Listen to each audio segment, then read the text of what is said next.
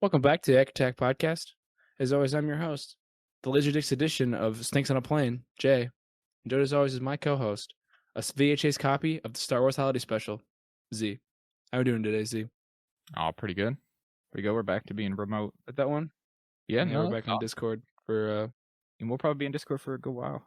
I don't think we'll meet up again until we'll probably get together to see whatever the next movie is. I would say the Eternals. Eternals, probably. Yeah. So about a month of on over Discord and such. Mhm. All right, so I think so. So we want to start with What If or Rick and Morty? Yeah. Let's start the new episode of What If. Okay, so this one was episode 6. What if Killmonger saves Tony Stark at the beginning of Iron Man 1? And I'd say this was a pretty good one. This had a lot of twists and turns. I kind of thought that going into before this episode, because this is one of the ones that we have seen, clips of here and there. I kind of thought maybe they were gonna make the Killmonger essentially good, whatever you'd say. Yeah, I had a vague inkling of that as well, that they might make him a good guy. I mean, I guess just because obviously, helping out Iron Man seemed like a pretty heroic action, at least in the moment. And that was really the only clip we had seen. But I really enjoyed the way they, the way they actually ended up going with it. Yeah, this one is very interesting. Mostly for the watchers, kind of just like interludes. He has some more interludes, I think, in this episode than I think he's been getting more as time has gone on, and he's been appearing more as like a person and not a voice or like a shadow, which I think is interesting and probably will be something. We'll tie into something later. But I liked his little spiel at the beginning when he's talking about how like now Iron Man doesn't exist. Like now there's no hero Iron Man. Mm-hmm. And at the end when he's like, well, now Shuri and Pepper are just going to be the heroes now, and they're going to figure it out. And, there's always somebody who's going to be a hero. Just depends, who decides. So I thought was nice. Much more uplifting than the last couple episodes where everybody dies. Yeah. There's no hope. I guess if I had one sort of complaint about this episode, it is that, I don't know, it felt even less sort of final than some of the other episodes where it left off. I feel like it didn't really conclude in a super impactful way. Like, again, a lot of these kind of have done that a little bit, where they leave it somewhat hanging. But I don't know, this one is a little weird because, not only did the heroes not win, but also Killmonger's sort of plans didn't seem to reach their, full end. Their apex. Right? Yeah, so... And I guess this will tie in though. In rewatching the trailer, which we'll talk about, or the mid-season preview trailer thing, whatever they put out, that we're going to talk about in a minute here. There's actually a scene in that trailer of Pepper and Shuri running down running towards the camera in some kind of scenario. And Pepper's got that weird gun from this episode and all. And unless it's just a cut scene or something, it's a scene involving the two of them that isn't in this episode. Right. It seems like this could be one of the ones that'll get the first one rather, that would get a part 2 maybe? I don't know if there's any rumbling to that. I know there's been rumors almost since week 2 that some of these would have a second part. I don't know if you'd seen any of that, but there's a lot of times. I had not personally seen any of that myself, but a couple times that's interesting. Yeah, they're like, this week's going to be a 2-parter, and obviously as of yet none of them have been, but I thought that was interesting that they might sort of they might end up doing that with this one. I will say something I saw a couple people mention was that the timeline seems a little weird, and I have to sort of agree with that because for this episode, right, obviously would have to take place mostly around the events of Iron Man 1, right? In 2008. In 2008, which is a good 8 years prior to the events of Black Panther, which takes place in 2016.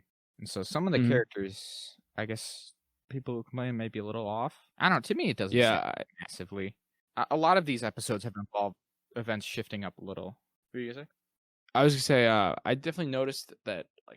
Took me a second to remember that it was so far in the past because I was like, why is Shuri so young and T'Challa was so kind of just kind of old?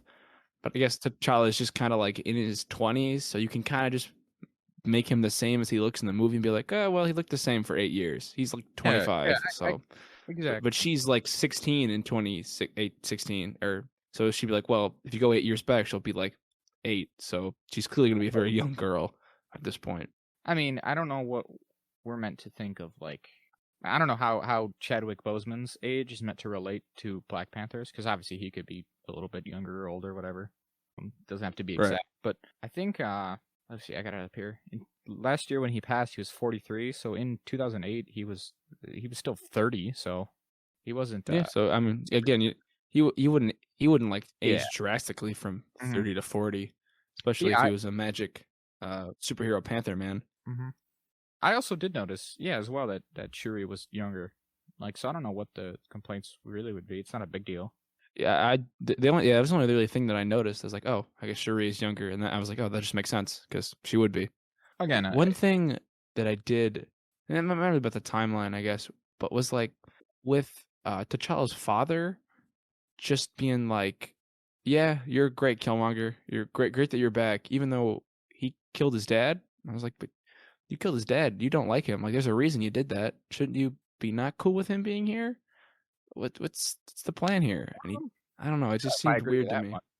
If anything, I think I felt sort of the opposite. Like to me, it made sense that he was more willing to accept him than the other members of his family, because I think he carries so much guilt for that. Like he didn't, in the movie there in Black Panther, he killed his father kind of just in the heat of the moment thing to stop him from shooting what's his face. I don't remember his name. Yeah. Forrest Whitaker's character there. Boris, yeah, that's what I was gonna say. I don't know the character's name, but it Um, is his character. But like he didn't really hate his brother or bear any ill will towards him, and I think he probably felt guilty about it. We know he did, more or less, right?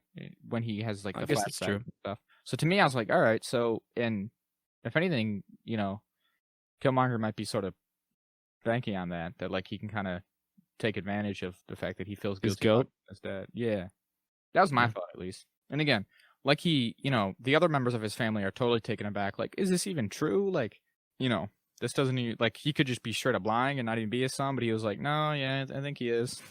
I didn't really tell you I guys. mean, he's got the lip tattoo. I mean, that should be But yeah, proof enough. that's true as well. Although I'd never considered that until this movie. Maybe I remember I did think about it when Black Panther came out, but obviously this episode made me think about it again. Like, does that mean that his dad gave him that tattoo or what? Because if they didn't even know It who he must be.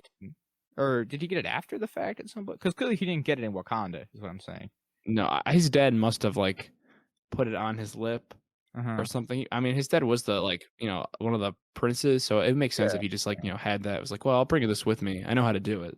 Mm-hmm. Mm-hmm. Just gave it to him so he could always go back, kind of like a failsafe maybe, or when he eventually did go back, whenever that was. Yeah. But then, the only other thing I was, like I said, I was kind of worried about they were gonna make him a hero. I was also somewhat like skeptical of how they were gonna like convincingly put him into the story, right?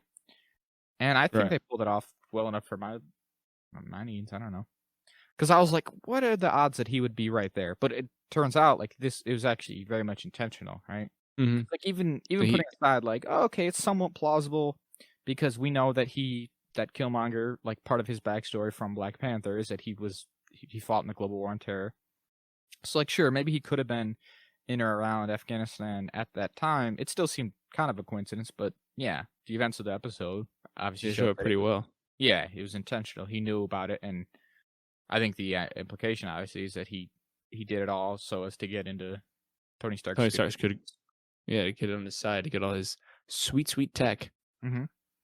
So yeah, I thought it was a good episode. I don't know. I don't have a ton to say. I saw a lot of people really hyping it up, like it's one of the better ones. I mean, I guess it's one of the better ones. I really haven't disliked any of them though. Fully. Yeah, that's true. If anything, I'm sort of. Yeah, What did you say? no, you can go. Sorry. I was gonna say I'm kind of against the grain in that. For me, probably one of the lower ones so far was the Doctor Strange one. Didn't interest me as much. But again, even then, I didn't hate it. But I know a lot of people that's their absolute favorite one, which I just can't agree with personally. I do like that one a lot. I'm a bit of a sheep in that sense. I do like that one a lot. I just don't get it. But I think I said this in the episode where we talk about it, whichever one that was, 10 or 11. That I really only kind of like that episode is because it kind of ties into the thing I was saying when we first saw the trailer with the Watcher talking to Doctor Strange. And this mid-season trailer we'll talk about later kind of does that too. So that's kind of the reason I liked it. But like without that, I kind of can see that it's kind of like, well, they just kind of do Doctor Strange and then a little bit extra. They don't really change his movie. They just kind of do another Doctor Strange story because they just do Doctor Strange. Like I remember I said that when I was watching it with a friend of mine. I was like, oh, so they just did the entirety of the movie because they kind of go back and forth. Like Yeah. sometimes they'll just do the whole movie and then be like, well, and here's what happened after. But sometimes they'll be like, and here is just here's the movie happening, but here's if it went a completely different direction. Mm-hmm. Which I think it should be more of the point and shouldn't be just like another story. You know what I Yeah. mean? Yeah. Because this one is just like, oh, Iron Man 1, but with Killmonger, and here's what happens. Not, oh, Doctor Strange 1 already happened, and here's, in a sense, Doctor Strange 2, Yeah. if it was written this way. Because this one, again, like they even just say in the episode, like what he says there, it's totally changed the fabric of the whole scenario because Tony Stark just never becomes Iron Man. Obviously, even before he dies in this episode, he doesn't have a chance to become Iron Man. So yeah, it's and obviously he kills Black Panther as well, and Rhodey. There's no War Machine. Like he definitely shakes up in a big way because his plans are shifted up like that much sooner. He's getting all this moving before any heroes really exist, right? Which is like Captain America is freed before Yeah. Thor arrives. Because it's sort of one of those things where, like, even in Black Panther, like, even if everything had failed there and, like, say they don't get to stop him at the end, there's, probably still the chance that the rest of the Avengers that existed on Earth at that time would have been able to put up, some kind of end to Killmonger's plans, right?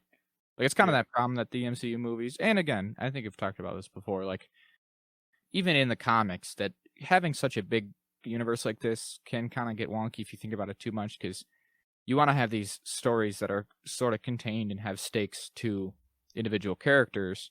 And like, well, we got to stop it, because that's the story we're telling here. But at the same time, it's like, yeah, but even if he does fail, well, Captain America's around the corner. He'll probably help out if he needs to. Yeah, the Vision and Scarlet Witch are here, and Doctor Strange is around, and all these guys. But if he, again, if there's a sequel to this episode or whatever, if he sets his plans fully into motion like he did in Black Panther, where he sends all the weaponry out to all the war dogs and decides to sort of activate them and essentially take over the entire world with Wakanda as the capital, I think he'd do a pretty good job at it, given that he truly has killed Black Panther and so many of the other Avengers and stuff. And again, he's before a lot of Avengers even got started, so he's in a pretty rough spot, like a lot of these. It's painted a somewhat bleak future for this little version of the Marvel universe. Oh yeah, I don't think there's going to be a lot of happy what if scenarios. Yeah, I guess, and did I say this before? But like, it almost kind of ties into that. Yeah, the scene from Infinity War. We did talk about that. Yeah, like there's almost only one way for everyone to get what they want in the Marvel universe, and it's kind of the one we've seen. Despite the not everything is exactly perfect in that one, of course, but it's kind of the best you can hope for, it seems, because all these little tweaks usually end up way worse. Yeah, at best, just Peggy Carter gets trapped in like another reality for 70 years. Yeah, and at worst, Doctor Strange destroys an entire universe, or they all turn into zombies or whatever. We can talk about the cast real quick, because we do every week. Obviously, Michael B. Jordan, they got back as Killmonger. I think he did really good. I think he did well. I thought it was very funny they got him to say I like anime. I was like, I can't believe they got him to say that. They just were like, all right, say it, Michael B. Jordan, award-winning actor. I really like Killmonger in the Marvel universe. In this one and in Black Panther. I mean, that's the only things he's been in so far. But I don't know, he's an interesting kind of character. The fact that he's like, I don't even know what you'd call it, but like he's obviously like this trained killer, like absolutely ruthless. But he's also very smart. He's got all that side to him, and he's clearly, even again, whether it's this version or even just in Black Panther, he's got these like kind of well thought out like plans, Machiavellian schemes in a sense. But then also just like the way he talks is kind of fun because he is from like LA or whatever. Yeah, it's a nice dichotomy because he's very intelligent and he is like very like meticulous and well thought out, but he has just a very casual way of speaking. Like in the movie when he's like, T'Challa's like, hey, let's fight again. He goes, we're not doing that. It's like, no, that's over. Like, oh, that king shit, it's over. Like, we're not doing that anymore. Like, I won and I'm not gonna let you do it again. So because you'll probably win. He calls Black Panther cuz. Like, I don't know, it's just fun stuff. I will say that it definitely did take me back in this episode how quickly he just killed T'Challa. He really did. He got rid of him real quick. But for that matter, even without without even like a augmentation suit, Yeah. like Oh. not a suit, without the Black Panther stuff in him. Uh-huh. And for that matter, Chadwick Boseman did return as Black Panther for this one, which is cool. Because we knew that even after his episode where he was Star-Lord, he was gonna have, I think, 3 or 4 other appearances. So that's another one we checked off, right? Because he was in last week's as well. Right. Yeah. Um, And I think there's probably a good chance he'll probably appear again yeah, I think before the season is over. Yeah, we'll talk about it. Yeah. Denai Guerrera apparently was in here as Okoye, but I feel like I didn't see much of her.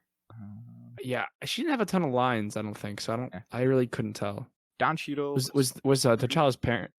Was T'Challa's parents the same? Yep. I guess I'm Yep. jumping the gun. Yeah. There was okay. They did sound pretty similar. T'Chaka and Ramonda. Although I don't know. I think Ramonda is not his mother. I think that's his stepmother. If the comics are to be followed there. Andy Serkis was you. I don't know. Well. Right, of Yeah, course. I think Ramonda there is Shuri's mother. Again, I always forget because I've brought this up to other people and they're like, "What?" But I'm pretty sure that it's his stepmother and that Shuri is his half sister technically. Oh. That's the way it is in the comics. That would make sense because their age gap's pretty big. Yeah, They got right. a pretty large age gap. He's like 30 or so in the movies. I take that back entirely. According to the Marvel Cinematic Universe wiki, it says that she is just his mother. So scratch all that. Oh, so you just lied on air. Okay, cool. Yeah, my bad. I'm glad our show is just full of lies. one Paul can Bettany trust was us back as anymore. Jarvis for like a minute, which is still great. Yeah, good on him. And yeah, Don Cheadle was Rhodey, which is always just solid stuff. Jon Favreau was happy. So I will say, I think the woman that got to do Pepper, she did pretty good. Yeah, I think so too. I think she that got enough of like the sort of what's her name Cadences. Yeah, like cadences and Gwyneth Paltrow. Thank you. Yeah, I feel like she got enough of her like sort of mannerisms and cadences in there. Where I was like, yeah, that works. Good stuff. All right. Anything else to say for that episode? Not really anything we won't say when we get into the trailer. So All right. might as well not. Sack Attack. Sack Attack. I've got. Do our segment. Oh yeah. Let's talk about Rick and Morty, I guess. So we finished up the back half of Rick and Morty. Season 5, episodes 5 through 10. Yeah. From the Rick Skiving extravaganza to Rick Morai Jack or something, or Rick Morai Mort or whatever. Yeah. So, what do you think of the back half of season 5?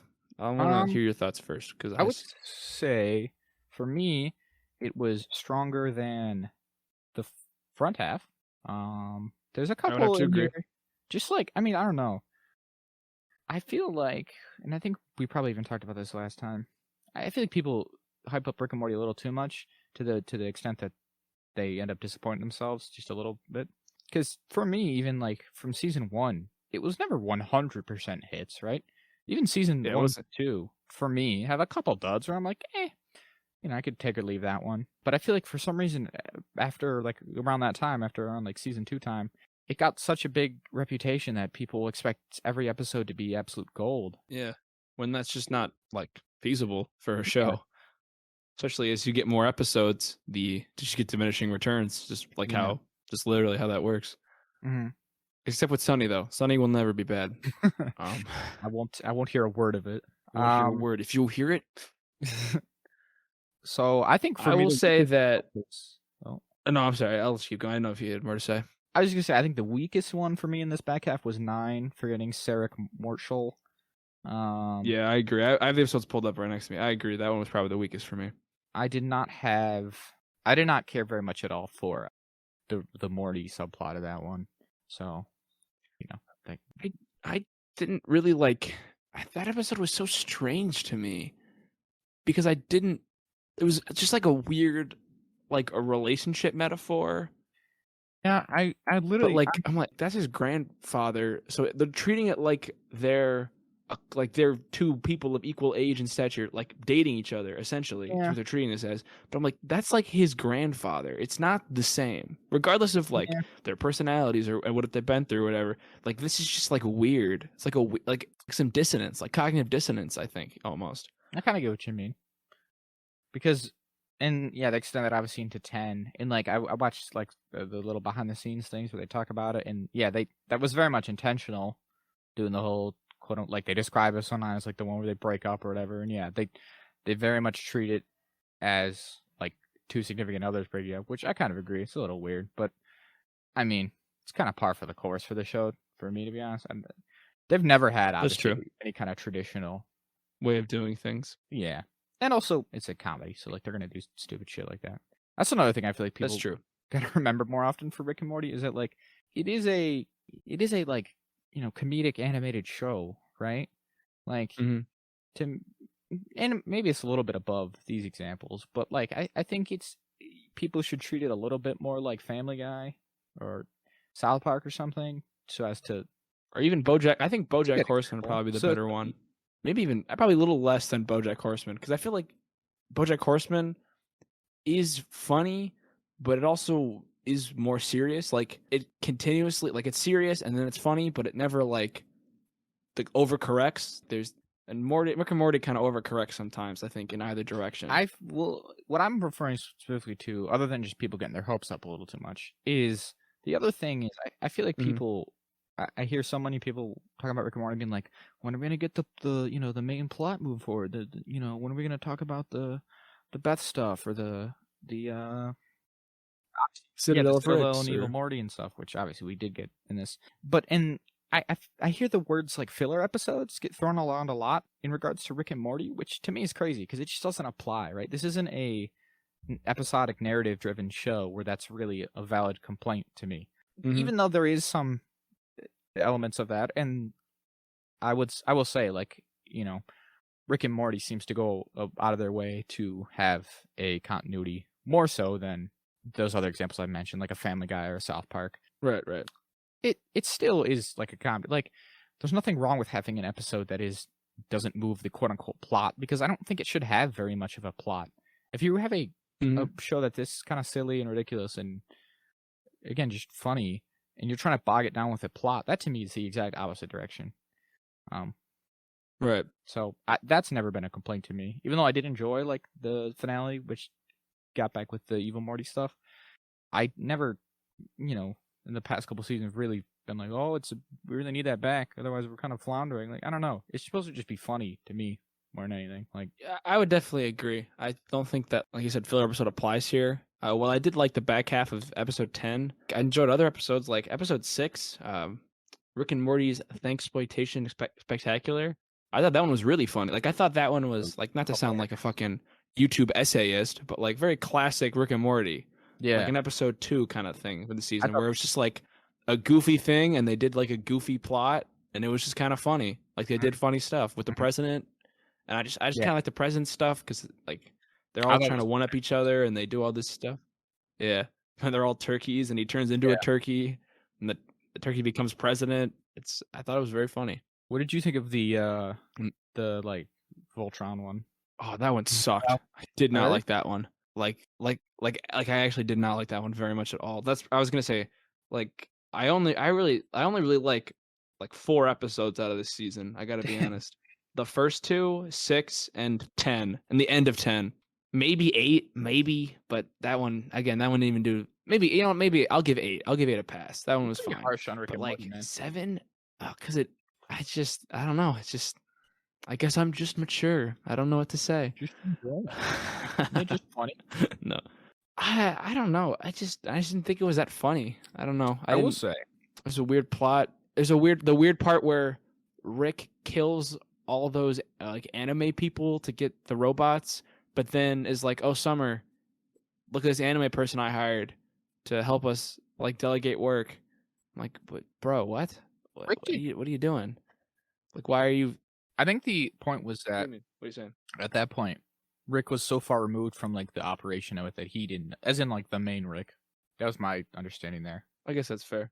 Is that also? I think the ones that he acquired, right? The first 5 from his universe, he did just happen upon. I don't think he had to kill anyone for him.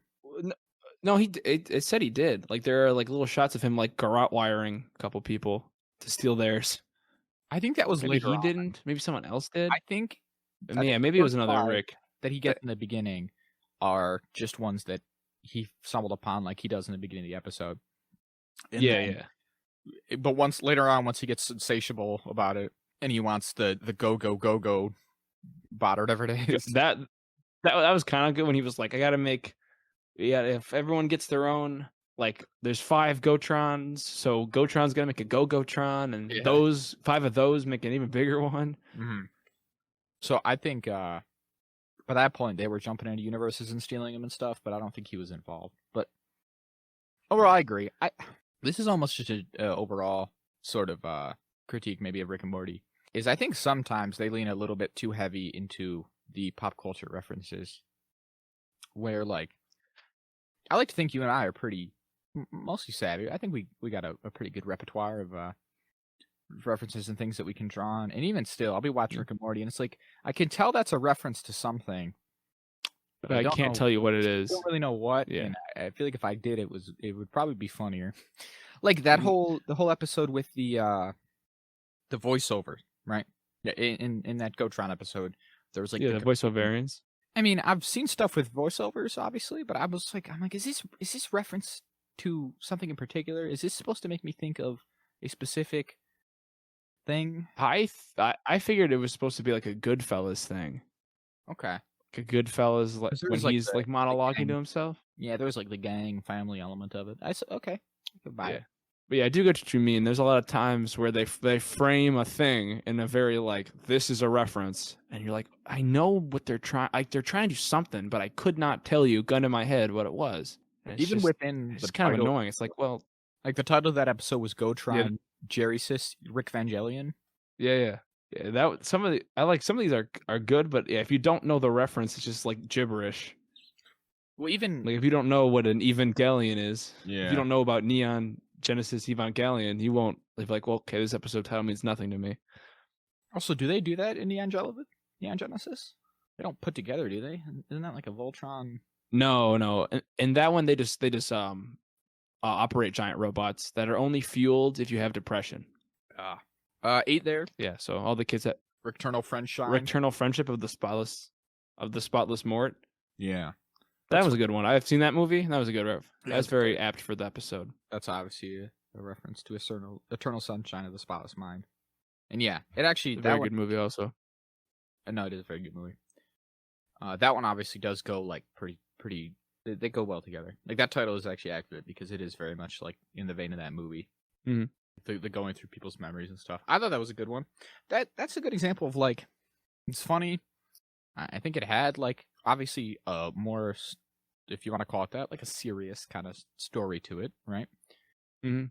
We like learned backstory and narrative shit, but also it wasn't like, about moving any kind of plot. I don't know. You know what I mean? Like, I suppose the person thing has been around for a while, and he's always like, his whole thing of between being bird person and then Phoenix person, and then Britt got him, and now he's fully fixed him and all. Like, but it's not, I feel like it's not too much about like, oh, we're gonna move the plot, and like, in that same kind of vein, they kind of hang a lampshade on that within or hang a lantern. I always forget. In the That's lampshade. How is it? I think it's lampshade. In the context of the season, like in episode 10 there, Rick's always talking about like, oh, I don't want to do this, that's canon. We gotta do canon stuff. Like, oh, they're expecting this to be canon, and like, Oh yeah. Oh, so or even he's like, oh, we're trying to jump the shark with my backstory. yeah, exactly. So like, Rick's whole breaking the fourth wall thing, I feel like he's kind of tying into that, where maybe that's the creators leaning into a bit of like, hey, guys, like, why are you guys so worried about the canon of this show? Just enjoy the funny episodes. Yeah. Just enjoy Morty's sperm killing everybody. Yeah, that one I don't. The incest baby thing is just weird. I couldn't tell if I liked it better or worse if they keep mentioning it. I was out of all the, I think doesn't Jerry say something about it, or someone says something where like out of all the plot lines, have everything to stick, it's the incest baby. Like it's just like that. Yeah, I don't know. It's very gross. Like I feel like they do that thing we talked about on episode 6, adult only on Adult Swim. I of course everyone who's listening to this episode listen to that one, as you've listened to all of them every time before the new one comes out. But they do, forgetting Sherrick Marshall. Oh God, I'm gonna have a tongue twister trying to say these. And they're like, we're done. And then at the end of episode 10, they're good. They do have the, oh, you need a partner to push this lever, and then that's the end. And I'm like, so did they just immediately go back on this story? And Like here's the thing. instantly the moment they got? I think this is what bothers me more than anything about it. It's not that they want to have like some kind of overall narrative in addition to just doing silly episodes.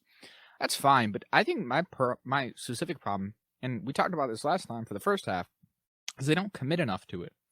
Where they Mhm. want to be, hey, we're this weird, we're like cool, we're a legit story. We're not just a goofy animated show. We have, character development and they change and the status quo actually change, but it never really does. Like Right. in like a South Park or Family Guy, the status quo of course never changes, right? Mhm. But no one expects it to, and no one finds it to be a problem when they do. Family Guy never wants to convince you that Peter Griffin's going to be a funny, or he's funny, like a nicer dad or whatever, or everyone's going to start treating Meg better. Like, Yeah. the status quo always remains unchanged for the most part. Mhm. And this show, for whatever reason, they want to pretend like they don't. But like, it really never sticks. Like, I feel like we've done this whole, hey, Rick, you got to treat me better and treat me like an equal. I feel like we've done this plot 8 different times. And like we Oh talked yeah. about with Beth and them, and like, Rick, we're not going to let you tell us what to do. You're going to be a better part of this family. We're going to, like, we're all agree and stuff. You're not just going to, like, tell us all what to do. Except he still Mhm. does. Like, Yeah, he just very little controls that them. sticks. I don't know. So it's like, I wouldn't dislike it as much if I feel like we hadn't done it 6 times already. Like when Mhm. they did the whole, "Hey, our relationship isn't great. You got to be better." I was like, "This is fine. You're not wrong, but like, Why are we doing it gotta again? Like, yeah, you got to decide. Do you want to keep the relationship the way it is because it's funny? And again, overall, this show is funny, or do you want to make it better I do want these you're characters to change. because you're dedicated to, yeah, like actual narrative?" Because I feel like every time we've done it in the past, it just kind of regresses. Like, I can't imagine in season 6, he is just gonna totally treat Morty like an equal. Like, he's gonna still be calling him a dumbass and stuff because it's funny, and that's the dynamic that the show is built on. So, like, Yeah. I don't know. I wrote down a couple of my favorite jokes if you'd like to hear them. Oh sure. Couple that, because I don't know. I don't know if the show always makes me laugh out loud, but a couple of these I thought were actual absolute rippers. Uh, in the Thanksgiving one, when the Yeah. president comes in for help, and Morty's like, "Oh gosh, what are we gonna do?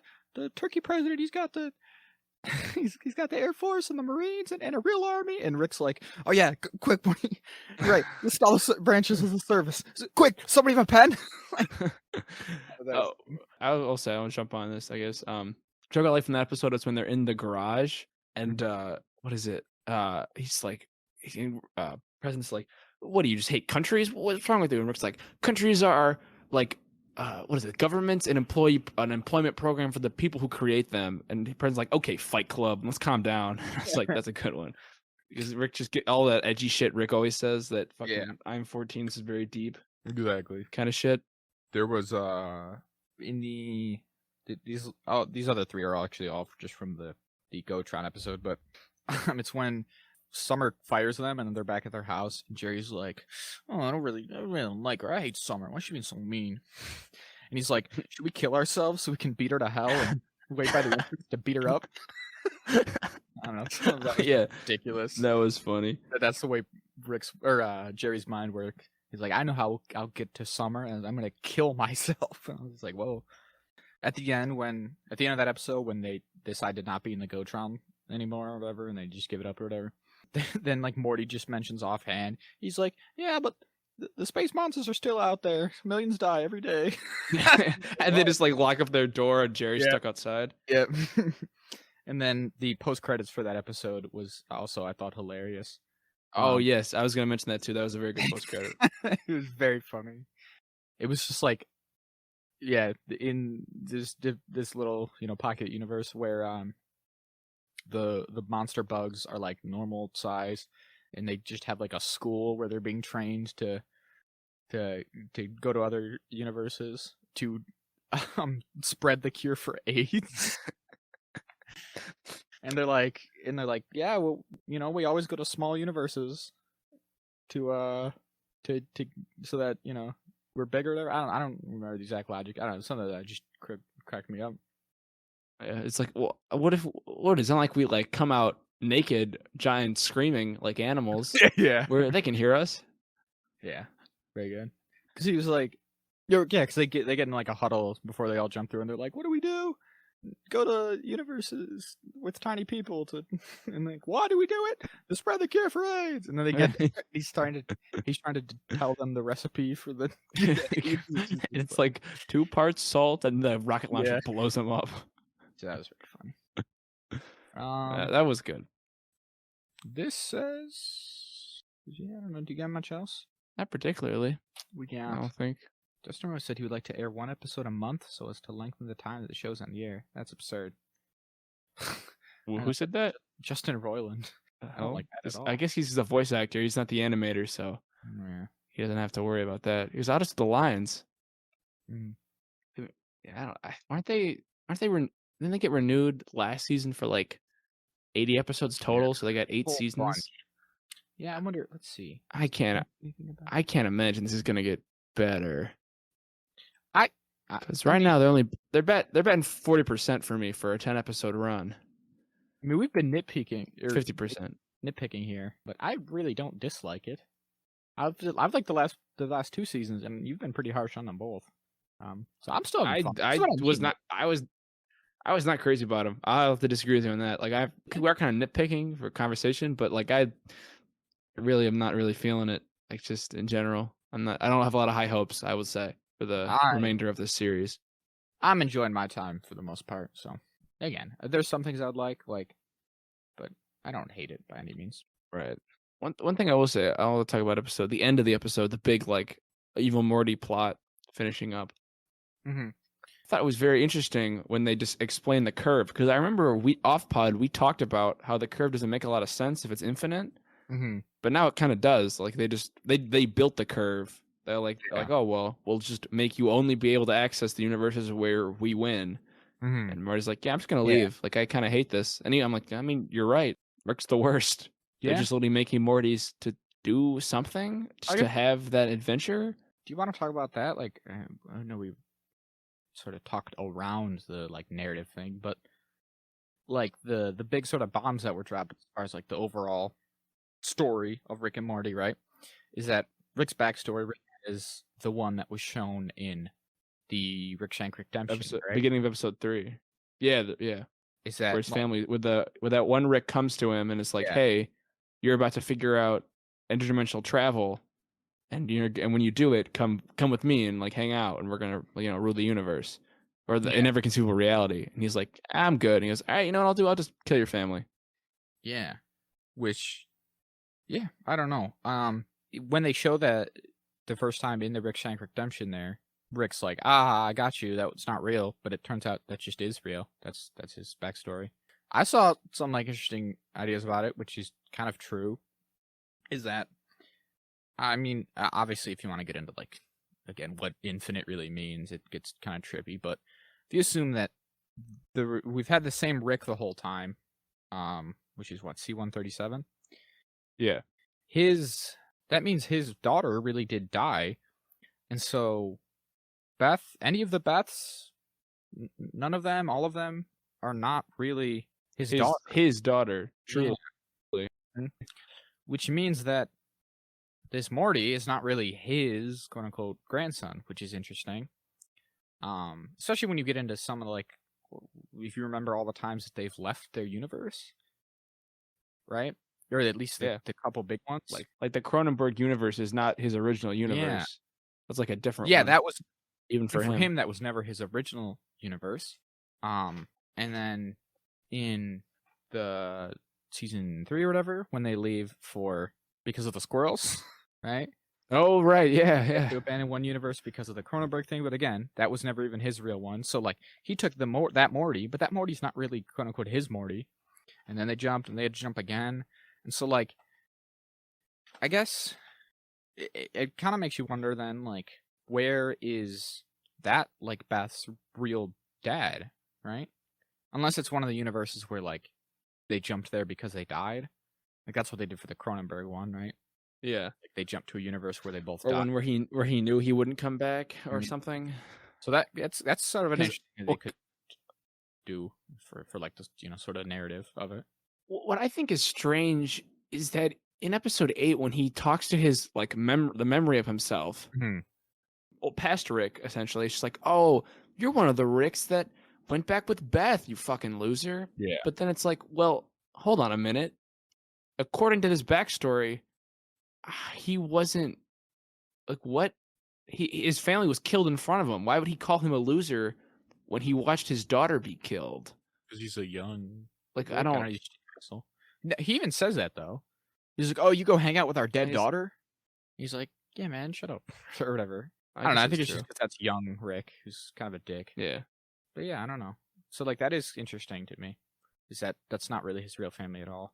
And even if I guess obviously, in a universe like this, it gets very trippy because he tells them all the time that he doesn't give a shit because he'll just jump to a different universe and it'll be practically the same for him, that he doesn't care about any of them.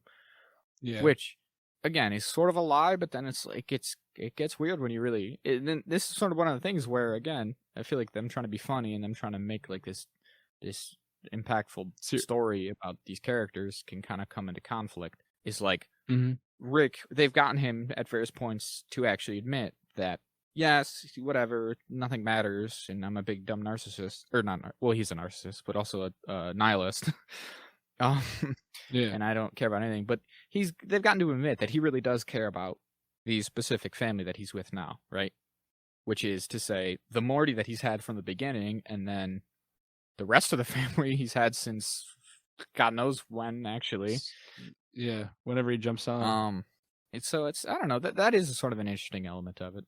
It's kind of cool that this Rick in particular is responsible for the creation of the Citadel because he killed so many Ricks that they felt the need to band together to defend themselves from him. Yeah, he just sits and they just kept trying to kill him. That's very interesting. It does make you wonder if he ever got the one that killed his family in particular. I don't think he did. I think that one I think that one always got away from him. I think that was maybe that'll be that's why I become so dejected. Recurring. Maybe that'll come up again. Because the thing about like this evil Morty thing, surely that's just taken care of now, right? Like that's done. That can't come back, right? The Citadel's because he's outside. Yeah, and evil Morty's gone. Yeah, he broke the finite curve. I wonder if he broke. Like, did he break the curve or escape the curve? I can't. I don't know his wording. Is that he escaped it, and that now, or maybe he did break it. I don't know. But now he's in a universe where Rick isn't the smartest person, and I think the implication is that he's the smartest person, right? Yeah. I did think it's interesting. People point out his portal color of his gun is yellow because he's not like combined with Rick anymore, so it's not green because Rick is like blue, like his color is blue, and Mortis is yellow. So I'll just take that out. Yeah, you know how colors. You know colors. Yeah, I'm familiar. Like, do you think that everything he said about the Rick and Morty dynamic is true and applies to our specific Rick and Morty? About the fact that they're engineered. Yeah. That he was an engineered Morty. Yeah, and that because again, I think that's probably true. But like again, there has been other stuff that has suggested to us that he really does care about this Morty. But again, they don't really resolve it other than, like you said, they push that lever together, which is real nice. But like a minute, not like 2 minutes prior, Morty's like, "Wait, you didn't even come back because you actually wanted to see me, just because the crows left you too." And he's like, "Yeah." Yo, I don't get why he becomes infatuated with the crows. I mean, that was so stupid. That was so stupid. Yeah, you didn't think it was funny? He's just no, I thought the anime opening at the beginning of 10 was funny. Yeah, when he's like, "We gotta fight him every week." Like he's a crow scare. Shut up. You watch Gate. I'll kill you. Come on. You didn't think it was funny at the end of episode 9 when he literally just says, he's like, "Also, Morty, not even gonna lie, I'm just really obsessed with crows right now." Like, I don't know. I thought it was pretty funny. I know. I thought it was so stupid. He goes to the crows, and the crow is like, "The training is untraining. For the untrained is trained." And he's just spitting nonsense. And then Rick's like, "Oh my gosh, the crows always were. They always did know." And then at the end, that's so dumb because he just captures them when the crows come to his aid, and he's like, "Wait, you guys like realize that like my toxic thing with Morty doesn't define our relationship?"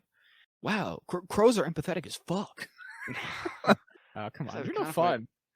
I feel like you're coming into this not wanting to enjoy it, Jack. You should have a good time with it. A little bit, just a little bit. I won't even lie. Like it's just like dumb. It's just so dumb because like you keep talking about, they do so often the no, I actually care about you, Morty. You're my grandson. But then he's like, I guess we're doing two crows now, and I'm gonna break up with you as I would a girlfriend. It's like, Again, like I said, what are we doing? Pick I one. really don't know what to feel about that. I don't know why they can't just pick a lane with that. Also, is Morty dumb or That's my not? big problem. I don't know. I just don't know. I I did like in the I don't know. beginning. Was it in the beginning of that same episode 8 there? Where Morty was going around fixing Rick's like mistakes. Episode 10, yeah, episode 10, 9 and 9 it was. I actually did think that was really cool because I was like, Morty's competent. He's being competent. I don't know, I like that a lot. It's just like I remember saw some YouTube video about this season, and some kind of summed it up for me, where they end episode 3 with Morty getting into a relationship and then having to break it off and is like in a very bad place, and he has to like grow from it. And the next episode, his sperm is evil and tries to kill everybody, and he fertilizes his sister's egg. It's like, again, what are we doing? I think that's really kind of the problem with Rick and Morty, is that because every third episode or whatever they want to do like this is emotional, bro.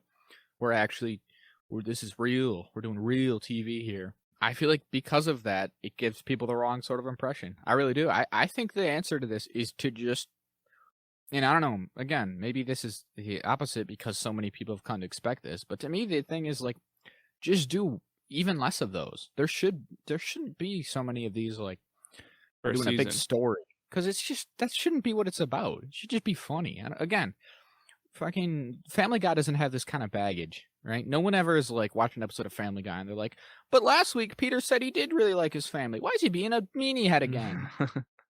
Like, I don't know. It just, to me, it's not the type of approach that this type of show needs. I think if they just did one-offs and everyone was okay with that, that's better. But again, they've kind of dug this hole where everyone expects like, oh, but Rick and Morty isn't like Rick and Morty's real. It's like real. It's legit. It's a different show. It's for cool guys. I'm cool because I like it. I don't know. If you said your piece, you want to Ack Attack, so we're not doing this too long.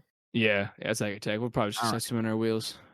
So right into to our famous segment. Our world famous recurring segment, Trailer Trash or Trailer Cash. Trailer Cash. Now, before we start that one, correction from last week is that we did not say if the Wheel of Time trailer was Trailer Trash or Trailer Cash. We'll run me that real quick. As always, it's both. It was a little Trailer Cash because it was Wheel of Time and we like Wheel of Time. Yeah. A little Trailer Trash. Some cards close to the chest. It didn't give away too much for a first trailer, which I'm always very appreciative of. So for that reason, definitely Trailer Cash. Cash. But there was not enough wolf magic. And not nearly enough wolf magic. It is Trailer Trash. So this week, our two contestants on Trailer Trash or Trailer Cash are, of course, that What If mid-season trailer sneak peek thing. And the Hawkeye trailer. So, or teaser. Let's do What If first, I think, because we were talking about it. And I know people are foaming at the mouth. I know you listening right now, you unnamed person in maybe California and or mostly New York, statistically speaking. You better be chomping. Yeah, that's just based on our cash. Actually, well, hold on. Side note, it's not chomping, it's champing. Did I say chomping? You champ at the bit. Did. No. I feel ashamed. I do know that it's champing. I'm aware. All right? It's just a slip of the tongue, I promise. It better be. Ooh, that's strike one for the episode. No. All right, so let's get into it. So we don't need to talk really about any of the stuff that relates to Killmonger and Tony Stark, because that turned out to just be this week's episode. Right. I will say the most interesting part of the trailer for me, and that's what I will base off all my thoughts on, is the scene in which Party Thor from the Party Thor episode and Doctor Strange from episode 4 are together in like a space void. So that makes me think that let's get to that. One of these episodes. Okay. All right. So I would just want to say a couple of the single off before that. Right. well, really, just the only main one that I saw personally, was the one that appears to me to be a sort of Age of Ultron. Now, for anyone who's not super familiar, Age of Ultron in the comics is much different than the movie in that, for one, it's actually like an age of Ultron. It's not like a week. No, like a couple days, a weekend of Yeah. Ultron.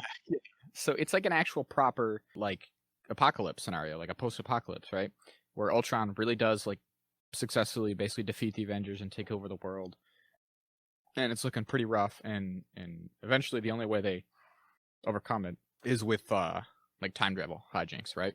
But that all being said, in this trailer there appears to be a world where it's basically Black Widow is like the last remaining Avenger, and Right. It's a yeah, she's in motorcycle. a scenario which appears to be that, right? Like an apocalyptic sort of Ultron's taken over, and there's Ultron bots everywhere. So I think that's cool. I mean, for that one, I don't have much else to say other than that, but again, I thought that was cool. I'm gonna say it again. To me, reminded me much more of like the proper comic version of Age of Ultron, which is a very fun thing to allude Right. to. It also seems like in the trailer, she has Captain America's shield and is muscular and throwing it, so she might be a super soldier in this It seems like Ultron, she's which I think is yeah. It seems like she's taken on a lot of the other Avengers, because I think in a different shot you see her using what I assume to be like Hawkeye's bow.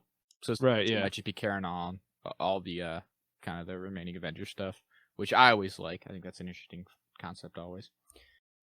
you know, they're the last one, so they carry up the mantle of Mhm. all of them at once. There's a recent Teenage Mutant Ninja Turtles comic that has that same kind of vibe, where one of the turtles there's only one left, and he's got all the other weapons of the rest of them, which is pretty fun. Is that Leonardo or No, it's whoever the leader is. no, the last one is Mikey actually, Oh, yeah, I think I did know about that.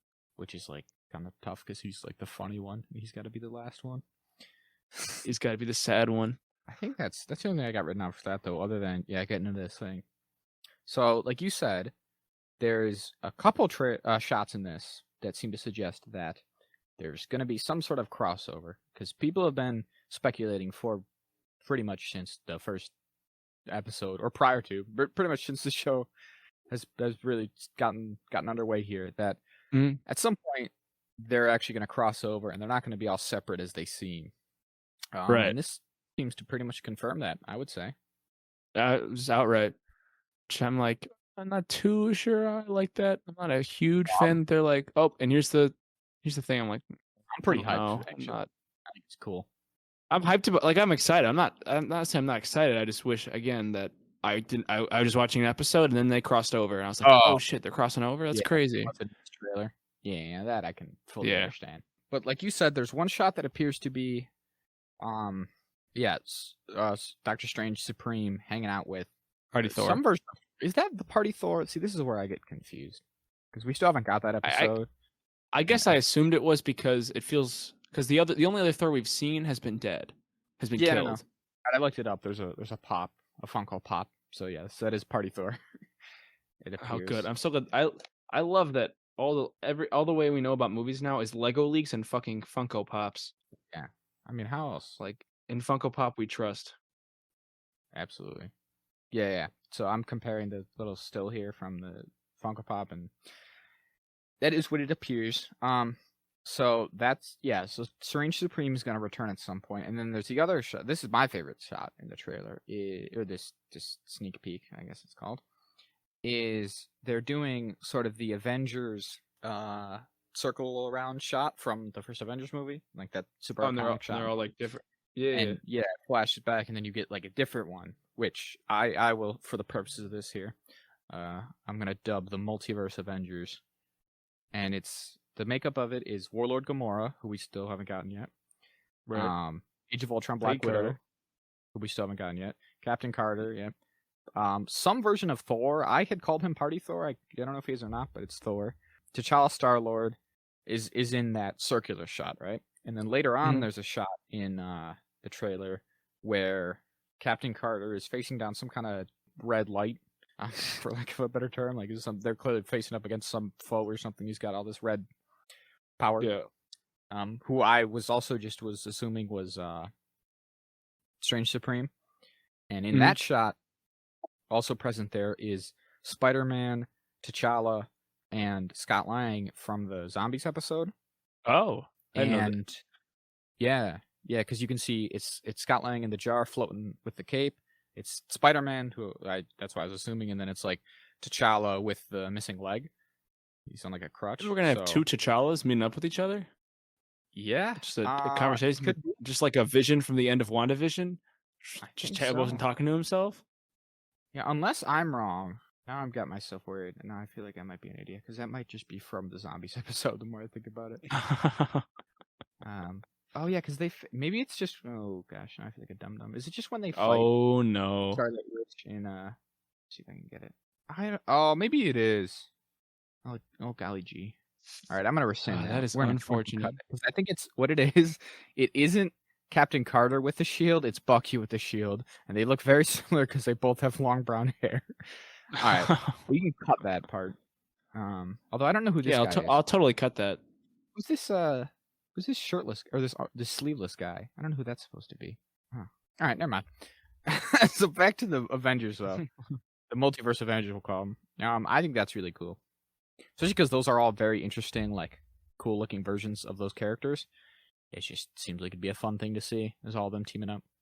Yeah, I agree. It's weird. It's interesting to me that Warlord Gamora seems to be a good guy. Because the whole, especially because she has... The whole point of that episode is that she's new Thanos. She just inherits Thanos' that's what I was assuming, power. Yeah, exactly. Yeah. Because, those you don't know, Warlord Gamora is, I think, the one of Gamora in the Thanos armor has been dubbed.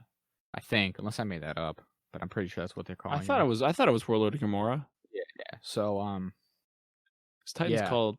Oh, he's the Mad Titan, not the Mad Warlord. So, to me, the implication of her wearing the Thanos armor was essentially something was going to happen to Thanos or whatever, and she was going to take up the mantle and become Thanos, essentially. So it's strange that, she seemed to be on the good team. So we'll have to see how that all plays out. I don't know. How many more episodes are there supposed to be of What If? There are 9 episodes, so we are on 6. So we have 3 more left. Oh, wow. So, I think. Okay. Hey, so then obviously there's is it left here. They might get longer, though. They could be longer, like 40 minutes or something, to set it up and pay it off. Here's a quote-unquote leak of all the episodes, but these are already wrong. Party Thor listed as 5, which we have not gotten yet.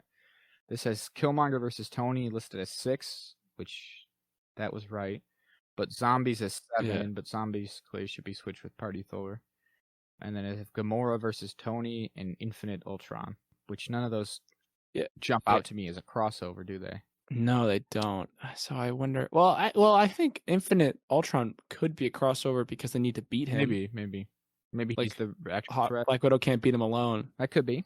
Okay, but again, I don't know how Strange Supreme rolls back in unless they bring him in as a good guy again. They just get him back on brand. Yeah, I don't know either. These episodes might have to be longer. Yeah, I think. I don't know. That. Really so I guess that shape out. According to that thing I just read, that would suggest that Gamora is the Gamora one is gonna be the same one as the Tony Stark on Sakaar one, maybe. Yeah, that might be it. It might just be a space one. I don't know. There's a lot of people's... Or it could be a Thor, or a Party Thor, or it would be a Sakaar one in space. Because that one is if Thor doesn't leave during Civil War, I think. Or something like that. That's what I saw leaks about. But there's a lot of people's theories that I'm seeing here as to what the episodes may or may not be. The only other thing I really wanted to mention then in there was I just thought it was really cool that Captain Carter was wearing a stealth suit because... Like in the mainline MCU, obviously, right? When one of the first suits Captain America wears once he's back from the ice is a stealth suit. It's his stealth suit from The Winter Soldier, right? And so it makes sense that if they pull Peggy Carter from the timeline that she would still be in right at the end of her episode, which is to say she woke up in the present as well, and she met Nick Fury and presumably also going to like join S.H.I.E.L.D. and do all that, it would make sense that she would have a suit that's kind of similar. So I just thought that was really fun. She's got so it's like it's more muted. It's mostly just all blue and brown with like silver detail. And then the shield is also a different color. This is also fun because in the Hydra Stomper Lego set, the version of Captain Carter you get is a stealth suit Captain Carter, Ooh, very nice. which is fun. But I also found kind of confusing after watching the episode because I was like, oh, this must just be a thing that Lego just made up for the heck of it, which they do on occasion, right? Mhm. Because they were already doing a Captain Carter for the minifigure series, so I think maybe they just didn't want to double up on two of the exact same. So they're like, all right, we'll make it a little different. We'll just do something our own. But as it turns out, the stealth suit Peggy Carter is going to be in the show, so that's fun. Good. All right, you got anything else to add about the? No, I think that's pretty much it because it's kind of like a mid-season thing. So there's not. Yeah, We're probably gonna. I mean, we'll see it come to fruition sooner or later. Absolutely. So then on to Hawkeye, right? So I absolutely loved this. Oh, I agree. This is a very good trailer. I'm maybe even more excited for the show. I mean, I was excited, but this one was like, I have high hopes. I'm a big Hawkeye man myself, personally. I don't know. I think part of it. You love that Hawkeye run. Oh, love it to death. I think part of it is because, well, definitely a big part of it is that run in particular. But also just the idea of like, I think because in the MCU he's a bit of an underdog. I feel like that made me dig in my heels a little more. You know, everyone telling, oh, Hawkeye's boring. Why is Hawkeye on the Avengers? He's like barely a superhero. Oh. So I'm on the Hawkeye Defense Force over here. White knighting Hawkeye. Yeah, I'm an absolute simp for Hawkeye. So I think because of that, because everyone's dogging on him too much. I'm like, no, guys, you don't get it. In the comics, Hawkeye's actually like really cool. No, guys, you gotta listen. I swear, he's cool. Well, I've always been a big Hawkeye boy, so I'm all about this. Very excited, and yeah, this trailer is really good. I've mentioned a couple times on the show that I thought that Hawkeye run that I'm so fond of by Matt Fraction, and I worry every time that I butcher his name, but I think it's David Aja, is absolutely stupendous. It's one of my favorite comics, comic runs that I think I've ever read. I got them all in trade paperback, and I'm going to get Jack to read them before the show comes out. No, I won't. Mark my words. It'll happen. Never happen. No, it will. You'll see, Jack. It will. Oh. But so, I've mentioned a couple times that I thought it would tie into that, and the trailer actually showed that it's going to be more reflective of that than I would have ever actually dreamed. Oh, really? It is, yeah. There's a lot in here that is taken pretty much directly from Run, that run, which is really, really cool. The general vibe of it is very much so. I will say I'm not going to try to do like direct spoilers from the run just in case they do cross over a lot, but the general vibe of it is very similar. Like, and I was curious as to how they were going to do that because in the comic, Hawkeye is a bachelor. He doesn't have kids or anything, and the plot essentially of the comic is like, what does Hawkeye do when he's not being an Avenger? Basically on his time off, right? And I was like, I don't know how they're gonna fold that into this version because surely what Hawkeye in the MCU does when he's not being an Avenger is hang out with his family, live on his farm. So I'm like, how are they gonna get Hawkeye to be in an apartment building in New York? Because that's a big part of it is that he buys an apartment building, and so he lives there and is like the landlord and hangs out with all the tenants and stuff. And it's him dealing with like a lot of low stake sort of villains crime, right? Like just these gangsters, which again seem to have made their way to this adaptation, which is really cool. Right, yeah.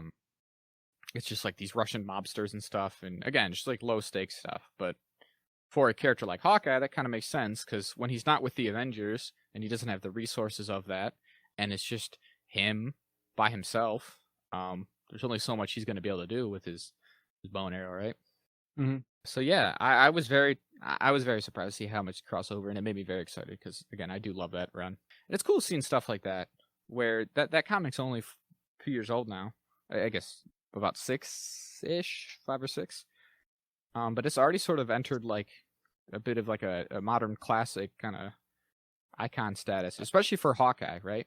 If you want a Hawkeye story, I don't think there's anything that would kind of beat that. If you ask anybody who knows, is a comic kind of reader, they're gonna point you to that one. So it's cool that it's already made the jump to MCU. Live action. Yeah, I have not read the comic. I mean, I thought it looked really cool that he's just kind of hanging out in New York for a little bit.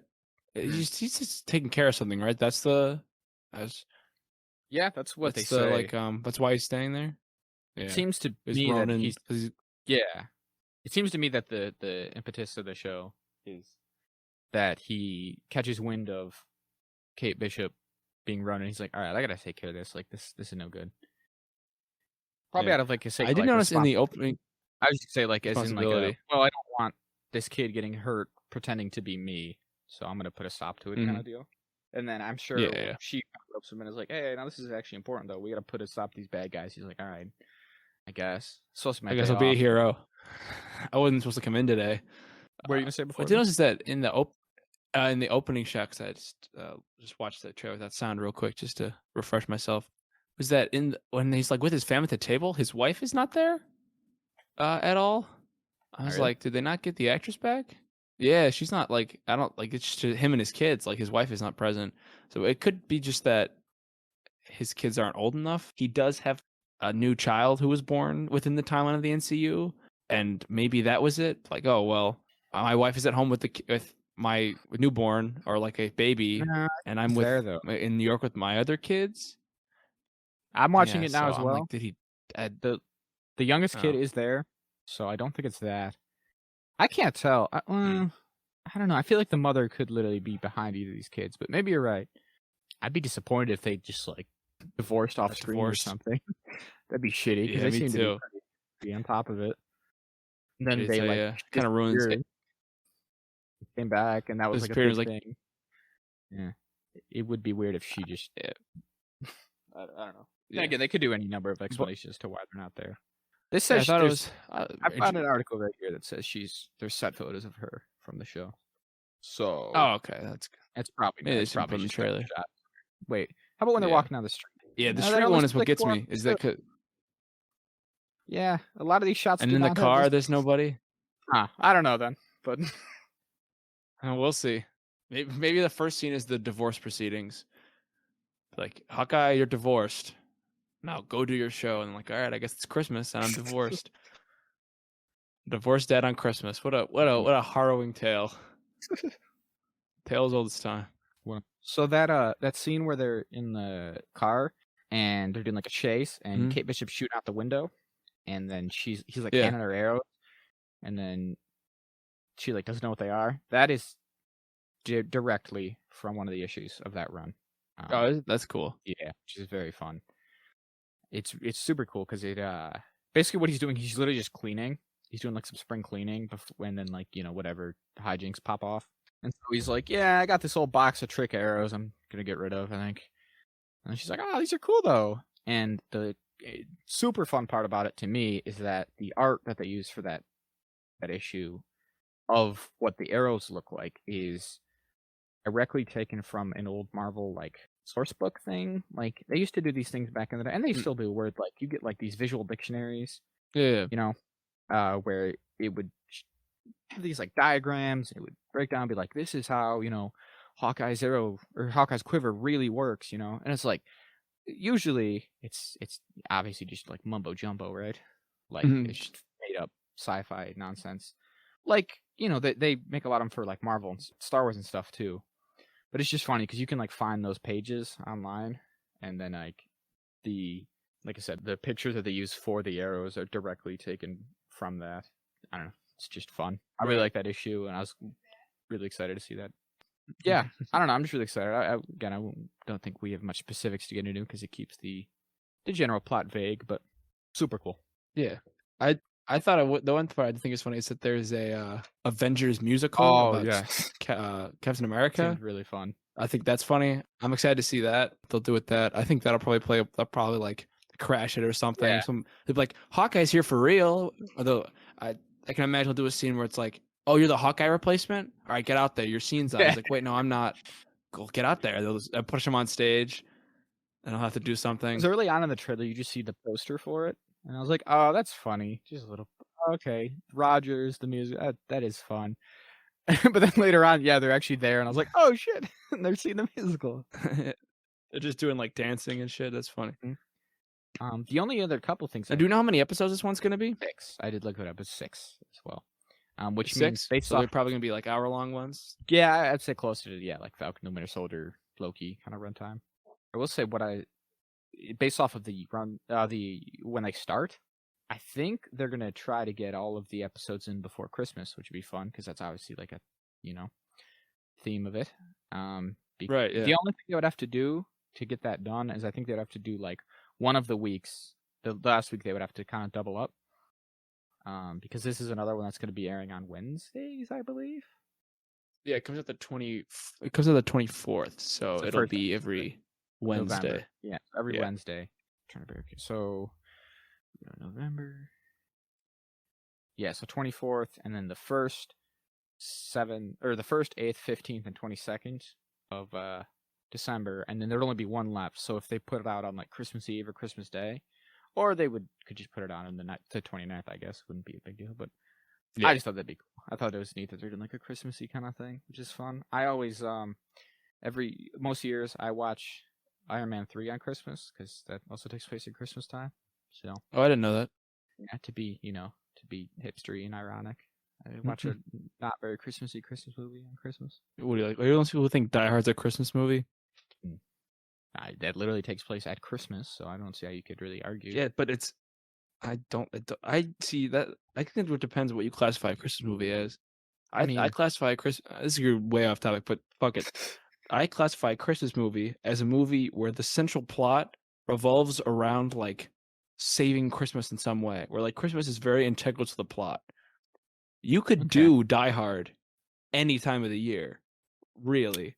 Kind of. You could do a Thanksgiving or an Easter it wouldn't be as airtight because like why would you have a party? But like I don't know, Jack. It could be a party though.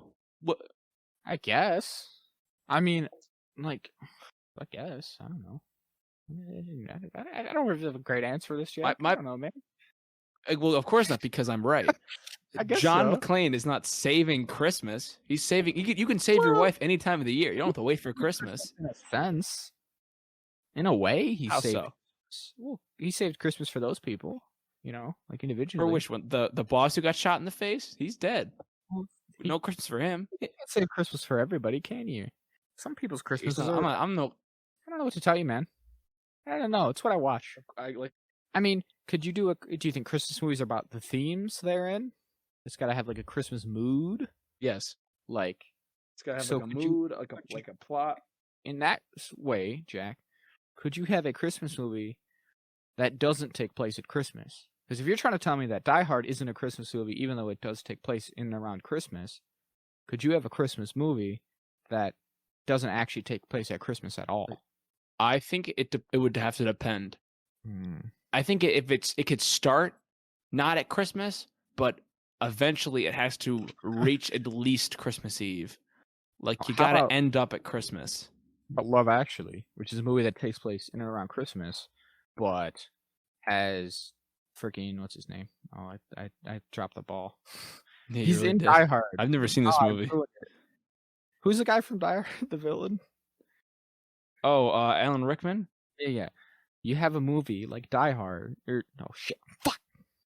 You have a movie like Love Actually, which takes place in and around Christmas and a bunch of interwoven Christmas stories, except Alan Rickman also cheats on his wife. Is that a Christmas movie, Jack, or what? I have to see the movie. I've never seen it. If I watch it, I'll give my okay. I haven't seen it. I can't speak on it. Jack, of course it's a Christmas movie. I didn't. I've never seen Love Actually. Everybody says Die Hard is a Christmas movie. Everyone thinks they're so clever. Die Hard's a Christmas movie. Fuck off. Like, come on. Couple more things about Hawkeye. First of all, I don't appreciate all the Jeremy Renner slander I'm seeing. All right? Everyone out there, put a stop to it. I've had enough. People don't like Jeremy Renner. They say he's problematic. But why? I don't know why either. Leave him alone, okay? I've seen so many tweets and stuff being like, "Ooh, the first Marvel show, I don't even think I'll watch. Ooh, why did it have to be about Hawkeye? Ooh, I thought when they said Hawkeye, it was just going to be Kate Bishop. I didn't know Jeremy Renner's Hawkeye was going to be in it." Now that's insane. Why wouldn't his Hawkeye be in it? He's Hawkeye. I don't know why they dislike him. I understand, Jack, that not every in a universe so big and with as many characters as the MCU, not every character is going to be your favorite. All right? I Right. appreciate that. But it seems like Jeremy Renner as Hawkeye gets his unfair share, more than his fair share of hate for some reason, and I don't know why. Yeah. We've talked about it before because when we talked about like when Black Widow came out, everyone was like, "Oh, why did it have to be Black Widow? Why couldn't Hawkeye have died? He's the worst anyways." And I'm just like, "What? Where's this coming from?" Because Yeah. despite my again my simping for Hawkeye here, overall, Hawkeye is more or less is one of the least sort of anything characters in the MCU. To me, I don't see how you could really hate or love him one way or the other. Yeah. It's so weird because I've seen people be like, "I hate him because in Civil War he abandoned his family." He didn't abandon them, dude. He went to do an Avengers mission like he did in all the other movies. Like, he got back Yeah. to him. It's fine. His family, like the idea, it's not his family. He's probably told his wife, "Hey, I got to go Yeah. do this." Like Yeah. what? And then at the same time, I think we literally said this last time we talked about it, where like the first chance he gets to see his family again out of prison, he just takes it. He goes, "Okay, I'll be Exactly. under house arrest. I don't care." Exactly. He thought what he had to do, and again, what he had to do very well could have been like based off the information they had to work in that movie. They were trying to stop the Winter Soldiers from ruining the world, essentially. Like, it's just silly. And then these are the same people who are like, it should have been Hawkeye instead of Nat, right?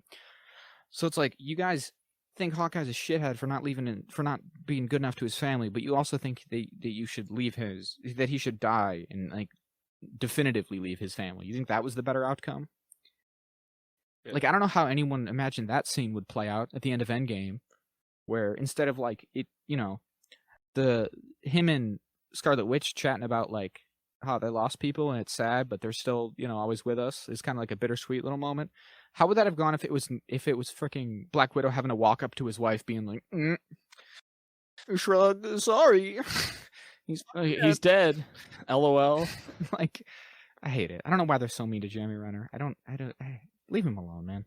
He does fine in these movies. I think he's a great actor. He's literally one of my favorite actors. I love him in Wind River. I love him in The Town. I think he's sweet. And again, I think part of this is because people are so mean to him. I'm going against the grain. I'm just going the exact opposite way. So I'm really going Gotta to be edgy. ardently defend him.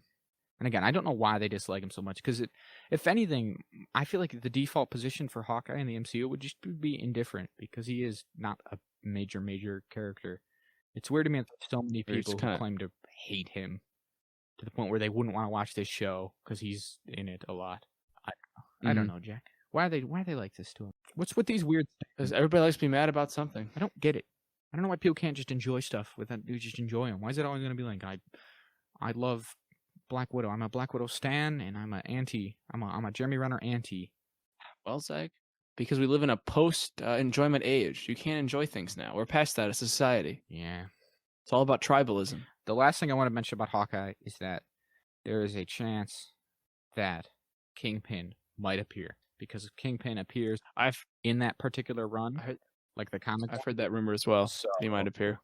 It'd be pretty sick if they brought back Vincent D'Onofrio, Kingpin, for this. Because again, it still very much has that vibe of like organized crime and stuff, which is like obviously, I guess in the real world is a kind of big deal. But for the stakes of the MCU, it's like that smaller stakes kind of thing.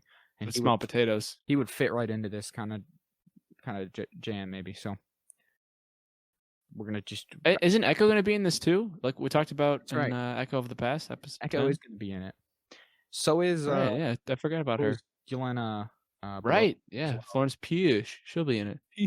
That's actually a good point, Jack. That actually that totally works because as we talked about in that episode, Echo's origin in the comics is that she is an assassin for Kingpin. So that could totally work. We're pointing out that and Yelena is Russian. Add that to the lineup. Add that to the MCU predictions checklist to our bingo. Yeah, to our bingo card of the easiest predictions you could possibly make. It's Young Avengers. It's Kingpin. It's Secret Wars. Secret Wars. Or Secret Invasion, not Secret Wars. Right. All right. Well, fuck it. Let's just Secret Wars in there. It'll probably happen. Who cares? I had a couple of little things we could talk about this week here. It's rumored that we didn't say. If Oh, they were trailer oh, trash, of trailer course. cash. We Yeah. gotta do that. Oh my That gosh. first I at the almost end did of it the again. end of the segment.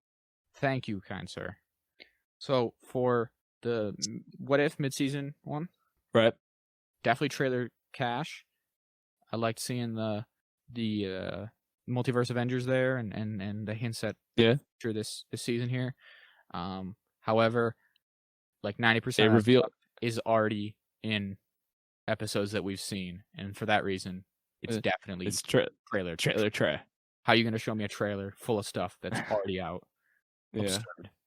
Why are there mid-season trailers? I don't stop Ridiculous. doing that. If you're gonna do a mid-season trailer, it should all be from the second mid of the season. Why is this? Of the trailer. What are you doing? I don't understand. And then What's for happening for Hawkeye? Hawkeye, so excited. Definitely trailer. I'm very excited. Cash, as we said, all the reasons aforementioned. Looks like it's gonna be very fun. Enjoy that they're leaning on that source material. But for some reason, we couldn't find his wife, and for that reason, Yeah. trailer trash. Trailer trash. He may be unmarried. All right, so we can attack into our next topic that you want to talk about. I wanted to talk about. There's these rumors going around that the Illuminati will appear in Doctor Strange 2. I don't have a ton to say other than we can just talk about it. They'll like list them essentially.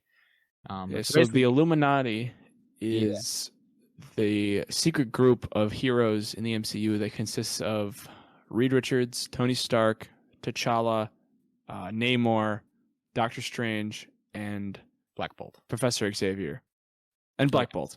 Forgot him. Yeah, because the humans suck. Anyway. T'Challa, I just want to say, not to correct you, but I have to unfortunately correct you because you're a big dum dum. T'Challa is not in it because they ask him to, and he says no because he's smart. Oh, right, because he's like, this is insane. This is like a bad idea. Right, I do know that comic. Are messing around with things you probably shouldn't. But yeah, basically in the Marvel comics, in the mainline 616 universe, the Illuminati is a group where they're like, we're all like the best dudes. I bet we could run stuff. It's like the Illuminati, like the fictional organization in the real world, right? Where people believe that the Illuminati or this deep state shadow government that's ruling everything. It's essentially kind of that. Yeah. Where they're like, hey, we should exert our will over the MC or the Marvel Universe because we know better, which always goes so right. Yeah, everybody always benefits when a bunch of people decide that they know better than everybody else. They first were created in 2005 in the New Avengers run, which that era there, I think I've talked about it before in the show here, but that's the era of comics that I am most well read on, from having like Marvel Unlimited there. That's where like a lot of my comic reading goes into, is like the 2000 to 2010 time era there. But when they were introduced as well, they did that thing where they retcon it so that they were revealed to have been around for longer, right? As in like for decades of the Marvel storytelling, the Illuminati was working behind the scenes. But yeah, it's just kind of an interesting thing. A big part of their thing is in the comics is like, for a while there, they hold on to the Infinity Stones. They each they each get one stone. So yeah, so I got the list here of what it's rumored to be in Doctor Strange here, which is very different. Right? So the rumored lineup for Doctor Strange 2 is that it will be Baldur the Brave, who is Thor's brother, half brother in the comics. Right, yeah. And like a very notable figure from Norse mythology, but has not, to my knowledge, appeared in the movies at all yet. No, I don't think he has. Baron Mordo, who's the villain from Doctor Strange. Captain Carter, which this would be how, obviously, because Haley Atwell has been rumored to appear in this movie as Captain Carter, so. Monica Rambeau and Professor X. Professor X, obviously, is another interesting one because he has not appeared, obviously, in the MCU yet. The MCU stuff, because the X-Men have not made the jump. But again, in other like separate rumors, he's also been rumored to appear and like maybe fight Scarlet Witch. There's like a whole bunch of. Yeah, that's what I was gonna say. I have seen rumors that Jean Grey will fight Scarlet Witch. A bunch of like X-Men characters are gonna cross over, which I kind of hope doesn't happen because this is still a Doctor Strange movie, and if they're throwing X-Men in, I feel like it's a bit too much. We've talked about this. You're going overboard. It feels like they could be doing a little too much with this. It could get a little crowded, which is the same thing I've said for Far From Home. Nope. No Way Home. Oh, Um, every time we do, we're not good at this. which is like, it seemed like the rumors just started snowballing out of control, where they started kind of small, but then it was like, I feel like whether it's actual quote unquote leakers or rumors or it's just people making shit up, they got more and more emboldened, right? Mm. Because once everyone accepted, oh, all the Spider-Men are going to be in it, well, what about all the villains being in it too? And everyone just kept snowballing out of control. That kind of feels like the stage we're at with this movie as well. Where, Right, like, we still don't definitely. have any official material based on it, so I feel like people are just going nuts. Of like, well, the Fox universe is going to cross over. We're going to get the X-Men, and we're going to get Scarlet Witch, and we're going to get this and Loki and actually just everyone ever. All the characters are going to show up in this movie. Iron Man's going to come back. Captain America's going to come back. They're all going to come Yeah, back. basically. But that's kind of all I had to say about that. I just thought it was an interesting thing to talk about.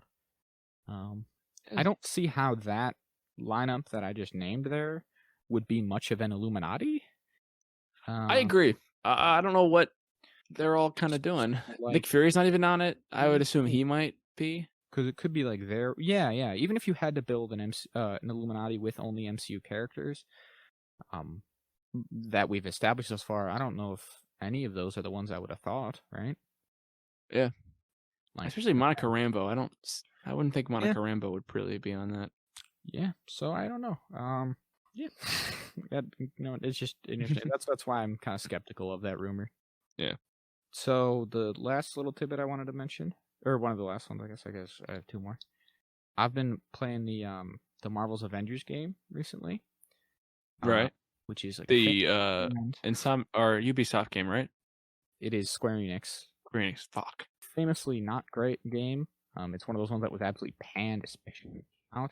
But it's also one of those that has unfortunately become something of a trend in the video game industry recently, which is like a game that comes out pretty ass, and then after like a year, everyone's like, "Oh no, it's actually kind of good now. Like they did a lot of work. It's good, guys. No, guys, it's pretty good. It's not terrible. It doesn't make you want to rip your eyes out." Does it make you want to literally take your own life?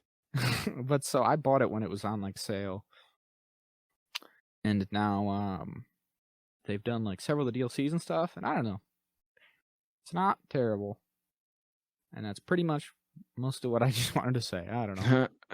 It's not I'm that. fine with it. I watched you play it. I'll be honest. That doesn't look like a game for me. I'm never really kind of like that kind of mission kind of way. Like Yeah. I know Destiny has that kind of thing. I've people play Destiny. I was never a big fan of it. The only other Yeah. sort of thing I wanted to mention about it is that in the Hawkeye DLC, they also lean on and bring in that same Matt Fraction run, which I love so much. Because there's one mission where you go to his apartment and his friends are hanging out at his apartment. They're like, "Oh, Hawkeye, what's up? It's us, your friends who live in this apartment complex with you." And I was like, "Yes, give it to me. Shoot it in my veins." That's all I want. That's all I want. His dog's also in the game, just like he's in the show, and I'm just loving it. Give me a dog. Isn't that dog missing an eye? Yeah. Yeah, it's got one eye. Good on him. Give me a one-eyed dog. It's funny in that this is a spoiler, but in the comic, when he finds the dog, it's like a stray or whatever, and he finds it, and it's got a little arrow pendant, or maybe it's even just got a name tag called Arrow, which is funny. That's good because he's Hawkeye, and then he changes his name. He shoots arrows. He's like, I guess he's like, that's a little too on the nose for me. Yeah, if I had a dog named Arrow, I think if you're trying to hide who you are and you're like, this dog's name is Arrow, I think if I follow it, I'll find Hawkeye. And the other thing I kind of just want to tie that into is that Square Enix also has the Guardians game that's coming out this year, which like I kind of snuck up right. on, like barely anything about it. But yeah, that's also coming up in like less than a month or just over a month. So I'm probably gonna get that when it comes out if the reviews are not atrocious, and I'll probably talk about that too on the show if anyone cares. That'll be a little bit more of a relevant take than this game that came out a year and a half ago. Just a little bit. So we'll see. Although I will say the thing about both of them, this applies to them both, and maybe it's because Square Enix is behind them both. They very much have an identity issue. I think an identity problem of like wanting to be the MCU but also not, and I hate it. Because my feeling is if they just did straight up like comic costumes, that would almost be better. than whatever the hell these are. Yeah, some of them do not look good. I've seen some of them. I'm not really a fan. And like, they have a bunch of different costumes in the Avengers one, at least. So like, you can change and decide yourself, which is obviously fun. So you can get better ones, but the sort of default character, like iconic, they call them in the Avengers game at least, of like, oh yeah, this is the versions of these characters from our universe here. They look too like simultaneously they're too close to the MCU ones and also too far away. Yeah. And it's just bad. And they want to be like, no, we're doing something different. But I know they're lying, Jack. They're lying to me because I know, like, you guys are clearly just copying the movies, because if you were trying to do your own thing, it would look, I don't know, somewhere between the movies and the comics, but it doesn't. Yeah. It just looks like the movies, right? It's like it's like they think we don't know. Like I think you ever watch the movies. Here, like, Rocket's wearing a little orange outfit, and it's different, and Rocket looks different, of course, than he does in Guardians of the Galaxy, the movie. But also, right.